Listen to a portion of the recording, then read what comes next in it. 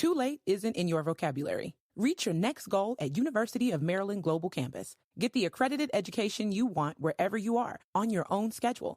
UMGC offers online degrees and certificates to help you level up your skills. Apply now and save with no application fee through May 31st. For more than 75 years, UMGC has been transforming adult lives. Access online courses, faster onboarding, and success coaches that help you along the way. Plus, UMGC makes an accredited online education more affordable than ever, with scholarships, interest-free payment plan, and no-cost digital resources in place of most textbooks. Choose from more than 125 degree and certificate programs in career-relevant fields and receive lifetime career services at no additional cost. Gain skills local employers are looking for in business, cyber, IT, healthcare, and more. Get started on your undergraduate or graduate degree or certificate online. No application fee if you apply by May 31st. Learn more at umgc.edu/podcast. Certified to operate by Chev. This is Optimal Living Daily, episode 2780. Why We Don't Need to Try So Hard to Be Happy, by Victoria Cox with tinybuddha.com. And I'm Justin Malik. Welcome back to Optimal Living Daily, or the OLD podcast, where I read to you from some of the best articles I can find and get permission from, covering personal development or self-help, minimalism, productivity, and more. So with that, let's get right to it and continue optimizing your life. Why We Don't Need to Try So Hard to Be Happy, by Victoria Cox with tinybuddha.com. Everywhere we turn these days, we seem to be bombarded by it. TV commercials try to lure you into buying their products on the promise they will give you it.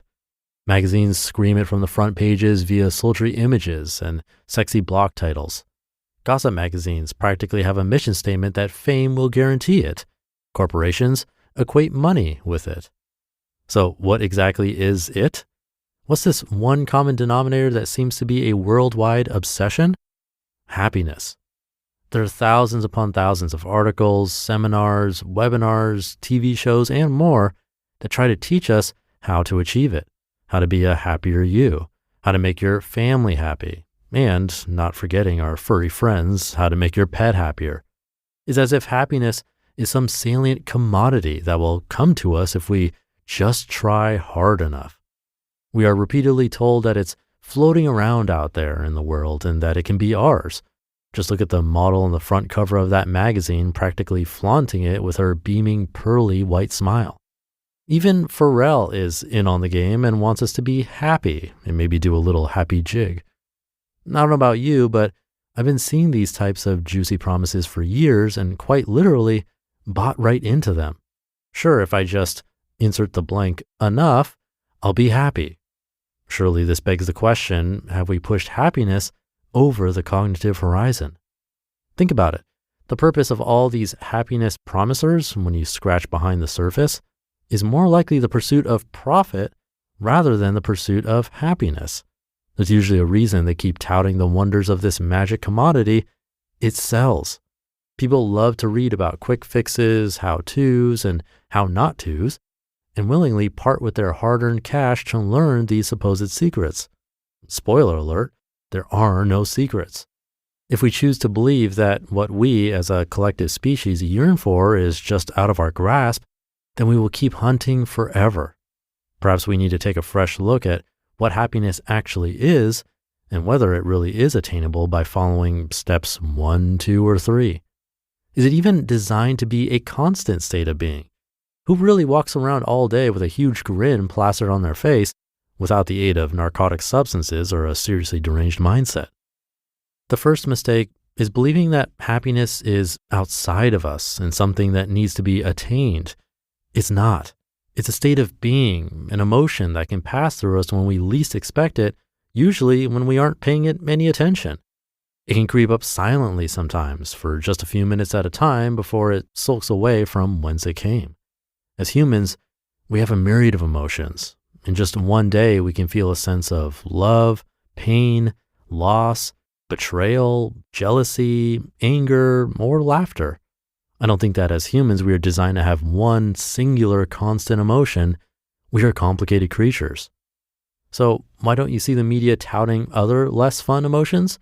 We don't see articles titled 20 Ways to Feel Sadder, how to cultivate more rage in your life, or how not to ugly cry. No one would buy it. So why should we buy into the idea that we should be happy all the time? Some of my happiest moments have been unexpected. I find it's usually when my brain is engaged in the flow of another activity I really enjoy that I feel a sudden sense of complete happiness. Another happiness inducer for me is being out in nature. That makes me feel really happy. There is no one-size-fits-all happiness inducer. It can vary from hanging out with your kids or your pets to a simple walk on the beach to cooking a family meal. My point is that it is not something that you have to work toward in the future, for it is not obtained through external effort. It is within us, and we carry the possibility of it within us at all times, whether we realize it or not. Once we understand that happiness is not something that we can buy, sell, trade, or exchange, we don't need to worry so much when we have a bad day. However, do pay attention when it's a great day, a positive day. Be thankful for it and acknowledge it. That way, when the smiley face pops up again, and it will, for nothing accelerates the good stuff in life like gratitude does, you're aware of it again and again. It can even be a feeling that you start to look forward to, like a best friend popping over for a cup of tea and a chat. Understand and accept that the feeling is temporary, but will return. After all, if your best friend popped over and announced she was going to be staying a while, like the rest of your life a while, you might not be so happy about that. If we didn't have the sad, cry on your way home days, how could we learn to really appreciate the fun, exciting days? So stop reaching, searching, and trying to buy your slice of happiness, as it's not something that is out of your reach. Know that, and next time you're standing in line at the grocery store, don't reach for the magazine promising you the Disney fairy tale happy ending. It doesn't exist. It's a fairy tale. Instead, smile at the cashier and wish her a lovely day. You'll make her day a little happier, and in doing so, maybe some of that magic will rub off on you. You just listened to the post titled, "Why We Don't Need to Try So Hard to Be Happy" by Victoria Cox with tinybuddha.com. If you're like me and do a lot of your shopping online, it's time to get cash back for your efforts. And now, thanks to our sponsor Rakuten, you can. Rakuten is an online shopping platform that gives you cash back for shopping thousands of brand names, from apparel to shoes to home essentials and beyond. You're already shopping, so why not save while doing it? Membership is free, and once you sign up, all you need to do is shop, and Rakuten deposits your cash back directly into your PayPal account, or they can send you a check. Sometimes I don't know where to start when I'm shopping, but Rakuten has even helped me find the best deals, sales, and coupons. They do the work of searching for coupon codes so you save time and money. They've helped me find great deals on names like Nike, Urban Outfitters, Zappos, and more. So start all your shopping trips at Rakuten.com or get the Rakuten app to start saving today. That's Rakuten.com or get the Rakuten app to start saving today.